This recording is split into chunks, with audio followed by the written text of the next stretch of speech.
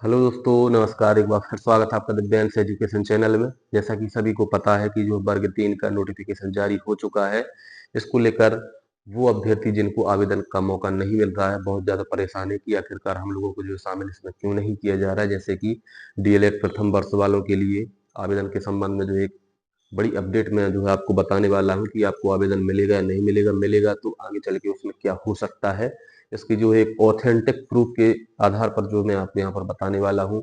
जीवित रोजगार पंजीयन किस प्रकार से आपको बनाना है, इस पर चर्चा करने वाले हैं। एनआईयूएस बीएड वाले अभ्यर्थियों को मौका मिलेगा या नहीं मिलेगा, इसके संबंध में हम चर्चा करने वाले हैं। वीडियो को जो है पूरा आप जरूर देखें।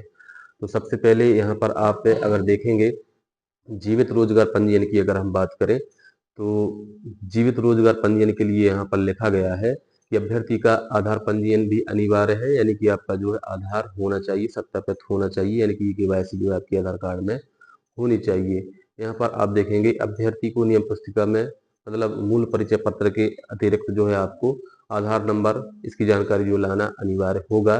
यहाँ पर रोजगार पंजीयन के लिए यहाँ पर देखेंगे विद्यार्थियों को परीक्षा रिपोर्टिंग के समय परीक्षा केंद्र में प्रवेश की अनुमति नहीं होगी। ऑनलाइन आवेदन पत्र क्रमांक के द्वारा जारी कर सकते हैं। सभी अभ्यर्थियों को मध्य प्रदेश के रोजगार कार्यालय में, यहाँ पर आप देख रहे हैं सभी अभ्यर्थियों का मध्य प्रदेश राज्य के रोजगार कार्यालय में जीवित पंजीयन होना अनिवार्य होगा। तो आप यहाँ पर देख रहे हैं कि सभी के लिए जो है जीवित रोजगार पंजीयन मांगा गया है।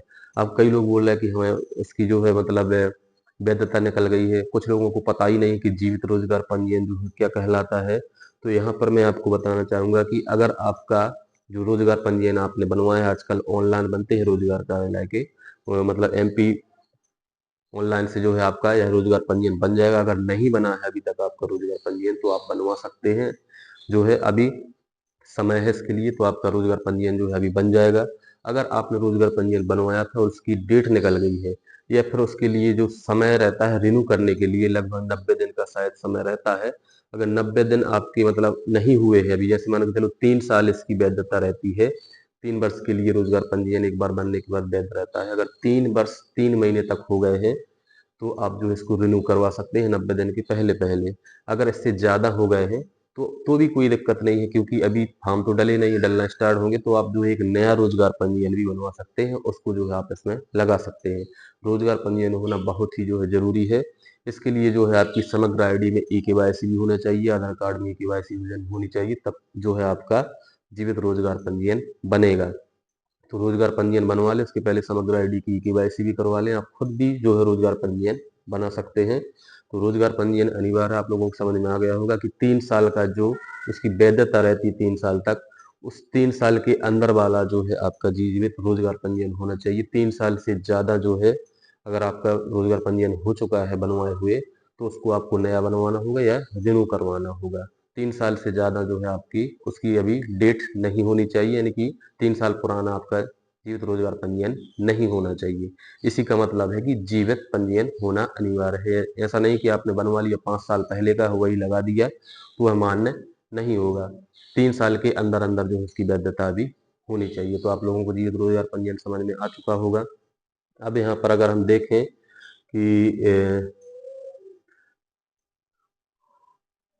डीएलएड प्रथम वर्ष वालों की अगर हम बात करें, तो डीएलएड प्रथम वर्ष वालों की यहाँ पर आप देखेंगे इसमें लिखा गया है शिक्षक पात्रता परीक्षा में भाग लेने वाले आवेदक जो निर्धारित व्यावसायिक योग्यता अर्जित करने के अंतिम वर्ष में हैं, वे भी पात्रता परीक्षा में बैठने हेतु मान्य होंगे। यानी कि जो अंतिम वर्ष में है वह तो मान्य होंगे।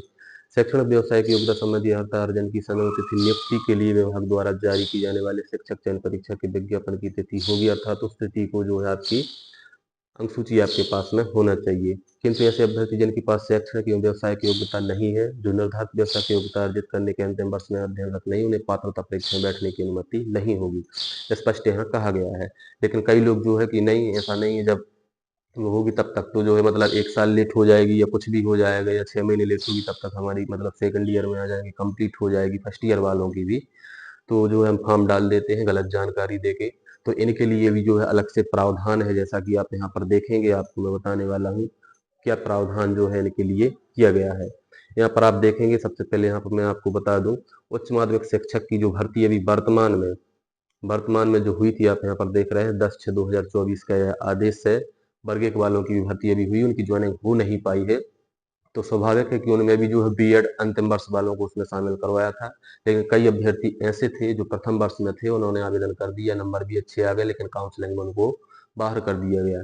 क्या नियम है उनके लिए, यहाँ पर आप देखेंगे जो अंतिम वर्ष वाले हैं 9.4 पैरा में आप यहाँ पर देख रहे हैं, डीपीआई का ही जो है नोटिफिकेशन है। उच्च माध्यमिक शिक्षक चयन परीक्षा 2023 की नियम पुस्तिका की कंडिका 10.5 में लेख है कि शिक्षक पात्रता परीक्षा में भाग लेने हेतु यह शर्त निर्धारित की गई थी। ये ऐसे आवेदक जो निर्धारित शैक्षणिक व्यवसाय की योग्यता अर्जित करने के अंतिम वर्ष में है, पात्रता परीक्षा आवेदन की अंतिम दिनांक 27/1/2023 वे भी पात्रता परीक्षा में बैठने हेतु मान्य होंगे। ऐसे अभ्यर्थी को चयन परीक्षा उपरांत पात्र पाए जाने पर मेरिट क्रम में शैक्षणिक योग्यता संबंधी अर्हता अर्जन संदर्भ तिथि विभाग में जिस दिनांक को दस्तावेज मांगे जाएंगे उस दिनांक को प्रस्तुत करने होंगे। अर्थात उस तिथि को अभ्यर्थी द्वारा परीक्षा अंक सूची उपाधित धारित किया जाना अनिवार्य होगा। ऐसे अभ्यर्थी जिनके पास शैक्षणिक योग्यता नहीं है अथवा जो निर्धारित शैक्षणिक योग्यता व्यवसायिक योग्यता अर्जित करने के अंतिम वर्ष में अध्ययनरत नहीं थे और त्रुटिपूर्ण जानकारी देकर पात्रता परीक्षा में सम्मिलित होकर पात्रता अर्जित कर ली है, तो ऐसे अभ्यर्थी को गलत जानकारी देकर परीक्षा में सम्मिलित होने के कारण उनकी नियुक्ति हेतु अमान्य की जाएगी।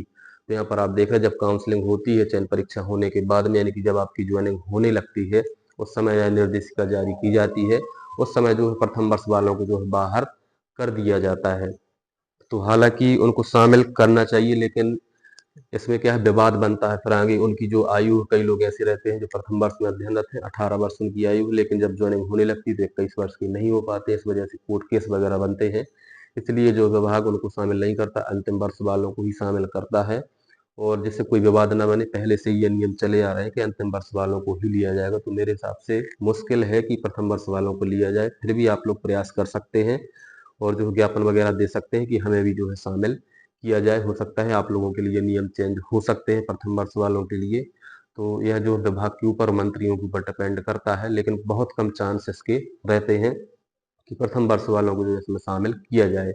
यहाँ पर आप देख रहे हो और आगे उक्त कंडिका के अनुसार ऐसे अभ्यर्थी जो शैक्षणिक सत्र 2023 में स्नातकोत्तर बीएड के अंतिम वर्ष में थे व परीक्षा परिणाम की प्रत्याशा में पात्रता परीक्षा में सम्मिलित हुए थे, उनकी शैक्षणिक व्यवसायिक योग्यता दस्तावेज अपलोड के अंतिम दिनांकों को पूर्ण होनी चाहिए। अर्थात पात्रता परीक्षा नियम की पुस्तिका बिंदु 7 में दिए गए स्पष्टीकरण का चयन की नियम पुस्तिका के अनुसार प्रथम वर्ष में एवं 2023-24 में अंतिम वर्ष में अध्ययनरत अभ्यर्थियों की अभ्यर्थता मान्य नहीं होगी। तो अंतिम जो मतलब जिनकी योग्यता उस समय तक पूर्ण नहीं होती, उस दिनांक तक उपाधि उनके पास में नहीं होती, तो उनको बाहर कर दिया जाता है। जो प्रथम वर्ष में अध्ययनरत रहते हैं उनको भी जो है बाहर कर दिया जाता है।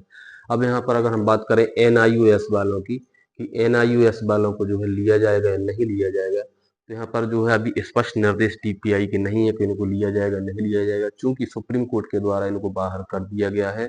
एनआईयूएस वालों को कई राज्यों से बाहर किया गया है, सुप्रीम कोर्ट का आदेश है। जैसा कि बीएड वालों के लिए है, ऐसा ही डीएड वालों के लिए भी जो है। तो अब यहाँ पर देखना होगा, अभी इसमें जो है कोई भी अपने यहाँ ना तो शिक्षा विभाग का आदेश जारी हुआ है कभी भी एनआईयूएस के संबंध में, और ना ही जो है अभी तक कोई ऐसी जानकारी इस नोटिफिकेशन में देखने को आई है कि इनको लिया जाएगा नहीं लिया जाएगा।